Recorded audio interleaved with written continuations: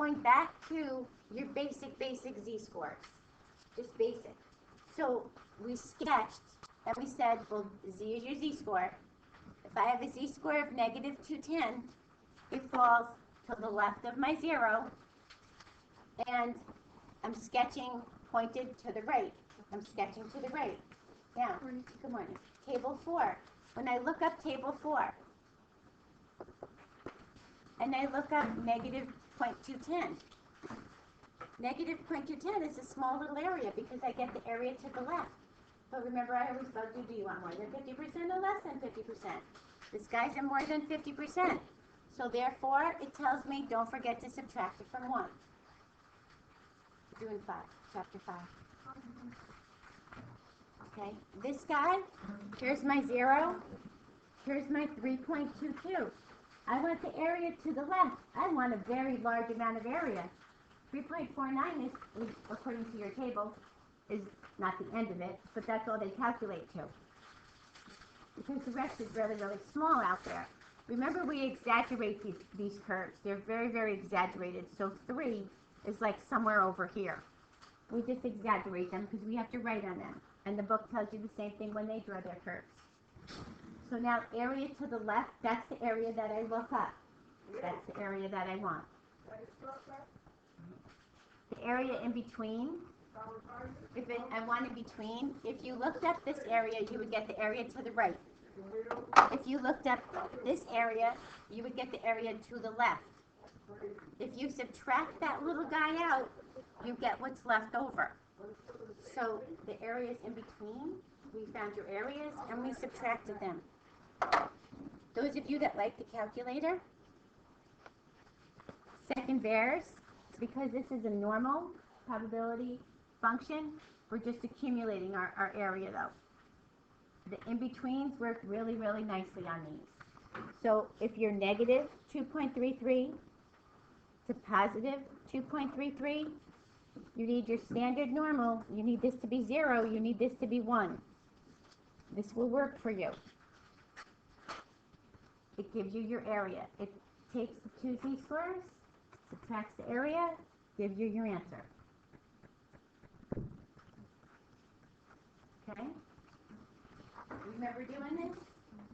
This is going back, guys.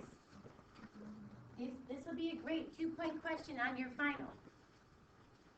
Sketching it or finding your z-score. Yeah. Thursday and Friday. Thursday and Friday. No, Thursday and Friday. Wednesday is a day that you can make up any Monday and Tuesday finals. So it's an open day, and Monday as well is an open day, so you can make up any Thursday and Friday. It's for anybody that had extended time. It's for anybody that was out with a doctor's note. And those are the only days, supposedly, you look them up. Is it Monday the last day of school? Yep. 21st and 22nd. I have no idea what's going on with that. That's crazy. They sent a paper in the doctor said They did? You guys got, I never got it. Isn't that amazing? on the website it says Full day of school. You won't see me. Gotta get ready for graduation. But nobody's in our building except people taking tests. So we did this a couple years ago, actually. A couple years ago, maybe more than this again, guys. Okay. I don't want to take you off the track too much because you need these. Okay, number 16. Number 16 said find each normal probability. Probability, area under the curve. So when we ask for probability, it's your normal probability curve, area under the curve. So now you're given some x values. I want to know, and remember how we sketched this. Let me just walk through the sketch a minute. We put the mean in the middle. Then we did your 1, 2, 3 standard deviations. So this became 5.508. This became 5.516. Is that right? No. I take that back. This became 5.58. This became I can't add today. 5.58. This became 5.64. This became 5.72. Remember doing this? And then you subtracted them down that end. So if I want to go between 5.36, that's out here somewhere, and 5.64, that's over here somewhere, I first have to find my z-scores, then I have to find my areas, then I have to subtract them. And if you remembered that, write yourself a little note. This one works so nice in your calculator. Second bears come down to normal curve. Put the lower and the upper level in. Some of you guys just liked it for the in-between ones. 5.64. And this one gets a mean and a standard deviation. And then paste. So it bypasses all your z-scores, and it gets right to the answer. So 9.9199. And that's what we come out with, 0.9198, and the calculator rounds a little bit nicer than we do. Okay, just so that you remember how to do this. This brings you back before we did samples. Yeah. But these are 3 2-point questions. Remember, this is a test for your whole year. It's kind of heavy on the second part, in the second part of the thing. It leans more to your confidence intervals, your hypothesis testing, but your z-scores are definitely there. Okay. So if you did nothing else, let's walk through this problem. Pick up your pencils and walk through this problem with me.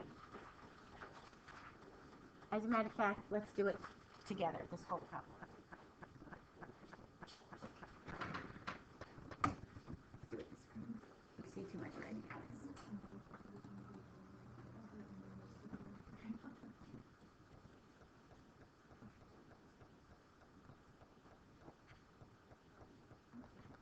All right.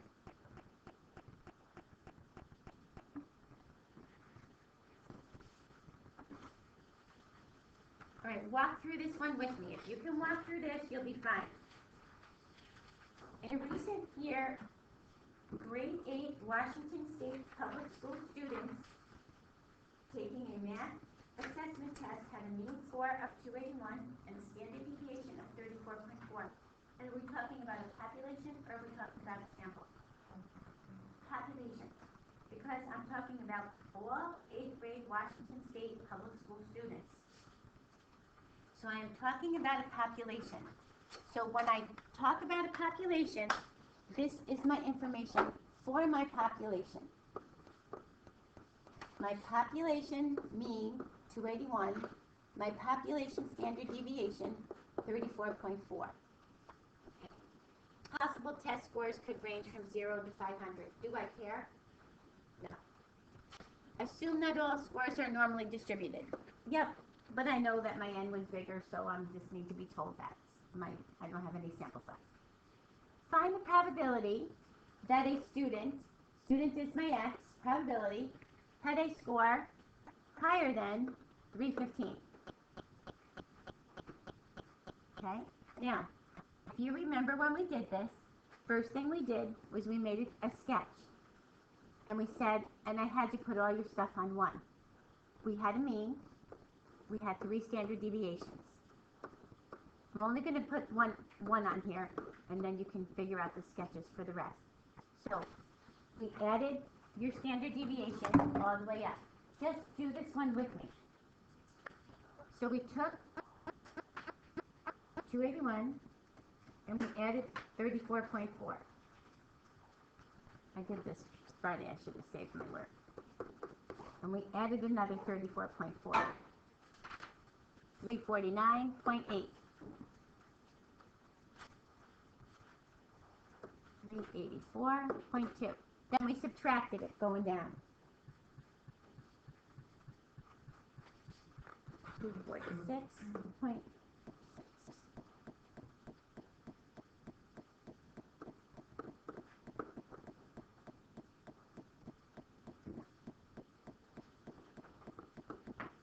Okay, so now find the probability I want a probability statement first. Probability that my student score is greater than 315. All I need to do is make my chart out there. So 315. Look how close I am to the 1, right? I want it greater than this. So I want the area to my right. If I was going to shade this in, I'd be my area to my right. Is that more than 50% or less than 50%? Less than 50%. So now I use my z-score formula.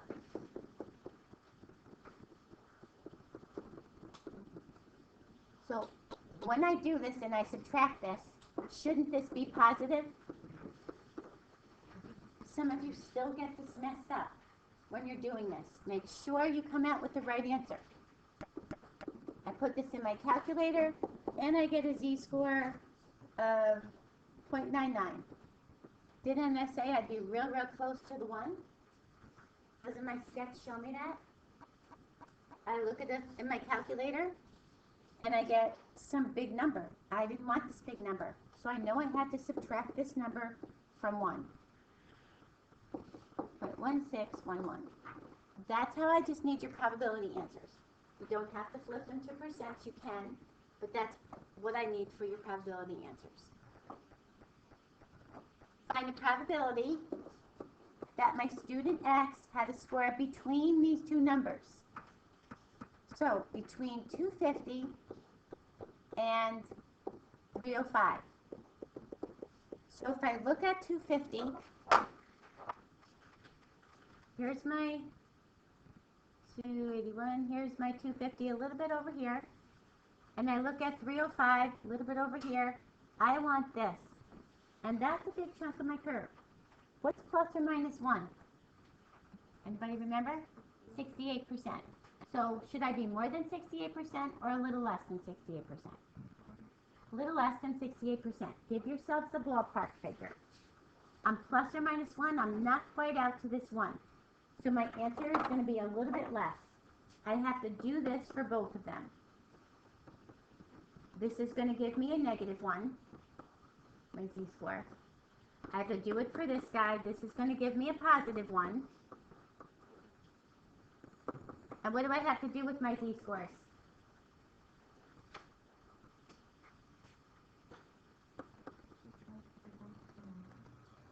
Oh, this is say 250, sorry. Subtract the areas, not the z-scores. So I figured it would be a little bit before that, a little bit in here. So I find my areas, and I'm going to subtract my areas. And I get 0.5739. Didn't I estimate it to be a little less than 68%? Now, in your calculator, I'm just going to pull up the calculator a minute. I'll pull it over here. In your calculator, this works really nicely. For those of you that remember back to your calculator. Normal CDF, again, there's your lower limit and your upper limit. 250, 305. There's your standard deviation. Oh my goodness. This is like not my day with my calculator here.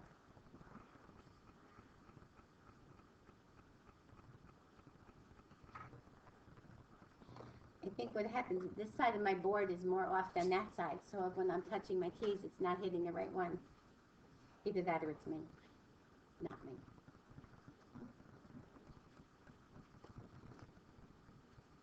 Okay, so we're going to paste this. And remember, we get the same answer doing this. And I don't care if you use your calculator. Use your calculator. Works nicely. Use your calculator. Okay. What percent of the students, percent, I need a percent. My answer has to look like this. Had a score greater than 250. So first I need to know, what's the probability that they were greater than 250? Look where 250 is. Somewhere right around here again, and I'd already did that z-score, so I know what my z-score is. And I want my area which way? To the right or to the left? To the right. So doesn't that have to be greater than 50%? And I already have that area, so I subtract this area, and now I can find my z-score. And I want a percent. Just move your decimal over. Make it 81.6%. Okay? We were asked questions like this. If 2,000 students are randomly selected and they follow this same scenario, because they're from this group, how many would you expect to have a test score less than 300?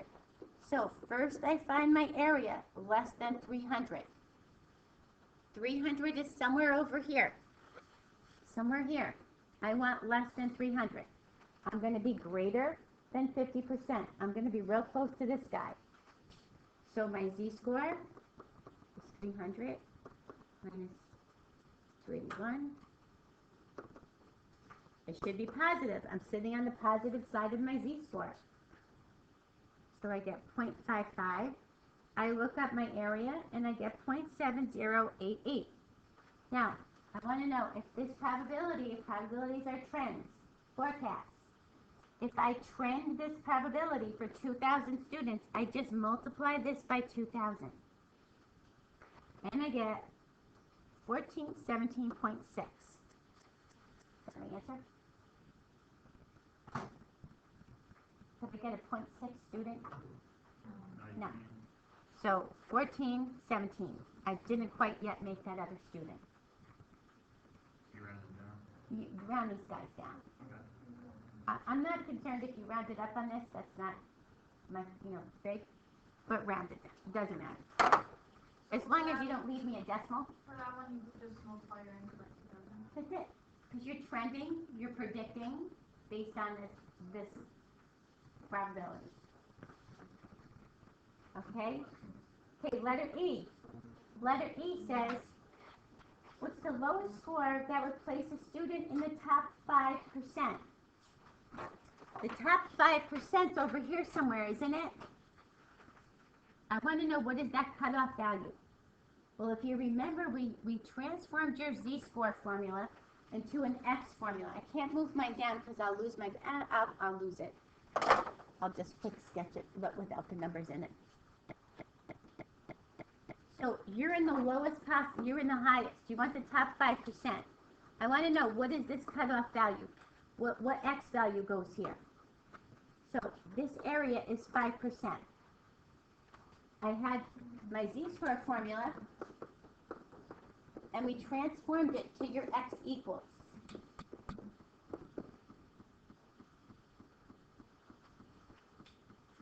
And we transformed, we cross-multiplied, and we moved the u over. We solved it for x.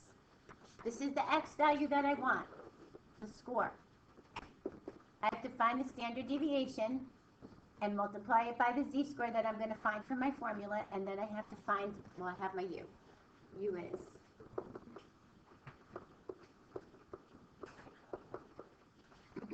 So how do I find that z-score? Inverse norm, and what should I look up?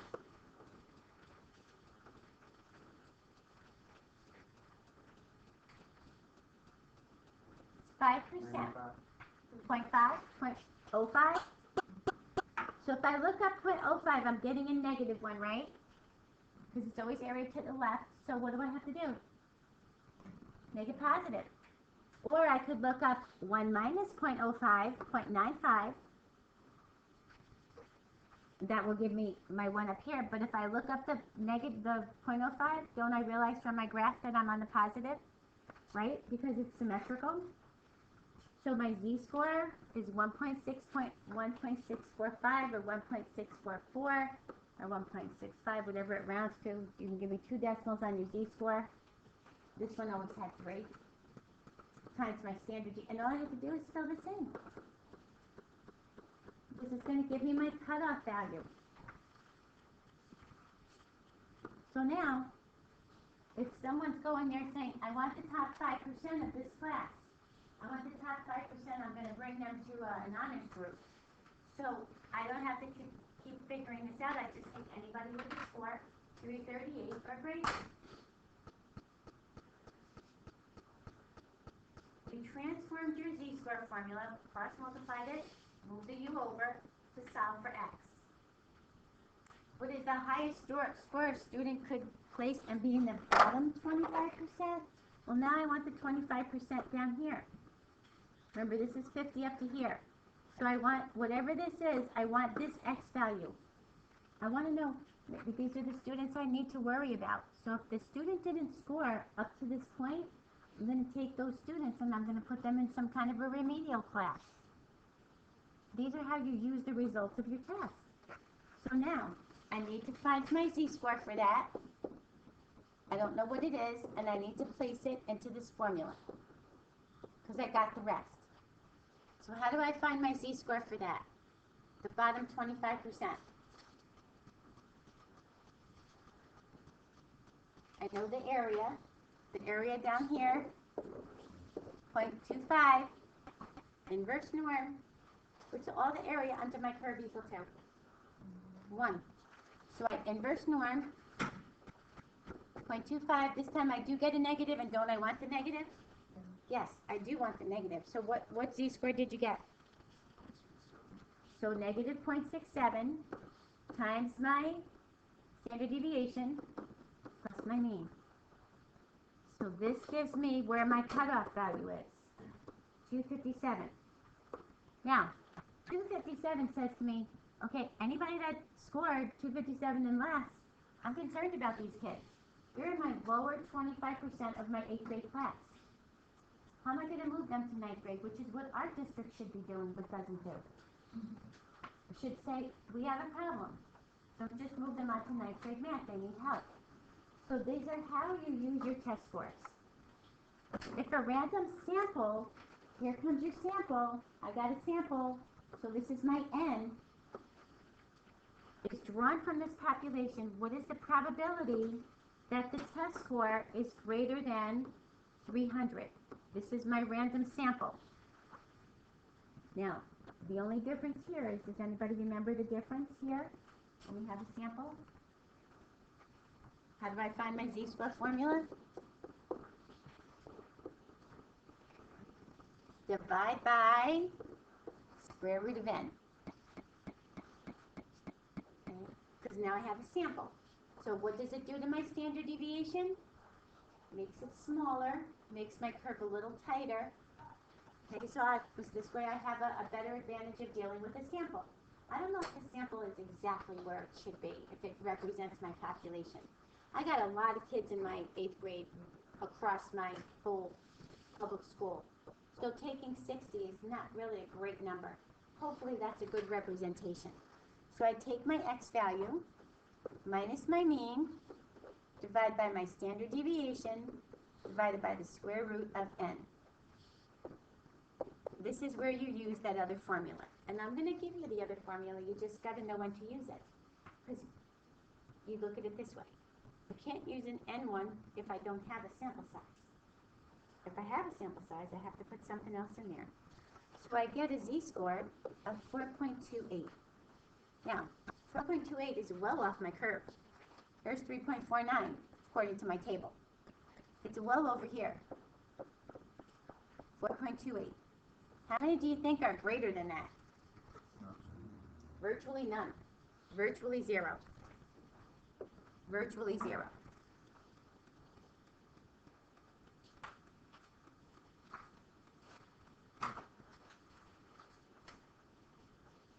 Okay, remember doing these?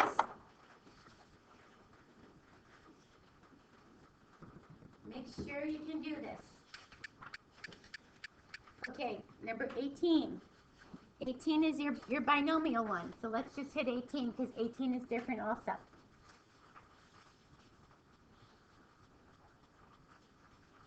Says, decide whether first you can use the normal distribution. This is for your binomial distribution. So in a binomial distribution, remember we had a P, a Q, an N, and an X. Binomial. So decide whether you can use this. It has to pass these two tests. That tells us that our binomial distribution will fit a normal curve.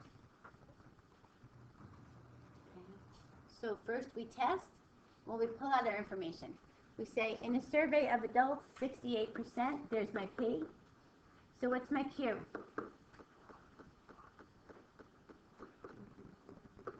One minus this, 0.32. You blah, blah, blah. You randomly select 20 for adults. There's my N. And ask them if he or she thinks the DNA tests for identifying individual are reliable. Their answer is going to be yes, no. Two choices. So I test. N times P greater than or equal to 5. 24 times 0.68. And then test. 24. Technically, this is the guy you should test. Because if the smaller one passes, the larger one will pass. So the smaller one passes, and the larger one passes. This, right here, is your mean.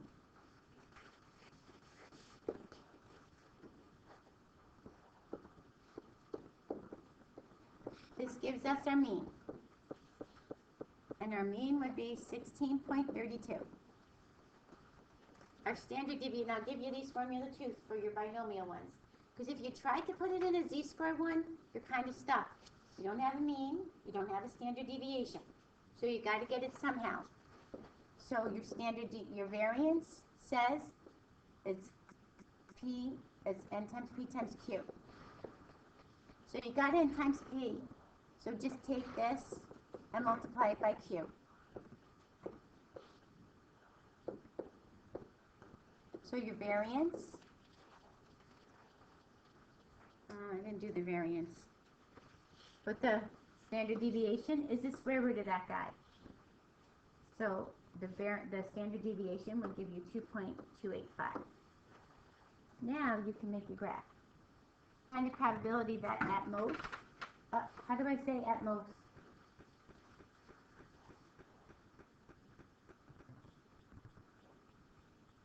What symbol do I use? Less than or equal to. Thank you, Devin. Less than or equal to. It is the most I have. Think of money in your pocket. I have at most 15. So you say, can I borrow 16? You say, I have at most 15. Can I lend him 16? No, because that is the most that I have. So now, you're going to make your curve. You got your mean. You have your standard deviations. Now there's one other thing that has to happen. Correction for continuity. Because if you remember back, a binomial distribution is just whole numbers. How many people say yes? Whole numbers, integers. So I need to expand those bars. So if I was here at 15, 14, 13, blah, blah, blah, I have an upper level. Either I subtract 5 from my lower level or I add 5 to my upper level. So what do I have here? I add 5, so I have x is less than or equal to 15.5. Now I can use my formula. Z is equal to 15.5 minus my mean divided by my standard deviation. Okay. And that will give you, I expected it to be negative 0.36. I want the less than, I want the area to my left. So when I look it up, I don't have to subtract anything. Remember the correction for continuity on this. Yes? Are the formulas provided for us for the test? Yep, you know the formula packet that I gave you? I gave you the same packet for your test. Okay. Did I put the correction for continuity on there? On your package? Can't remember.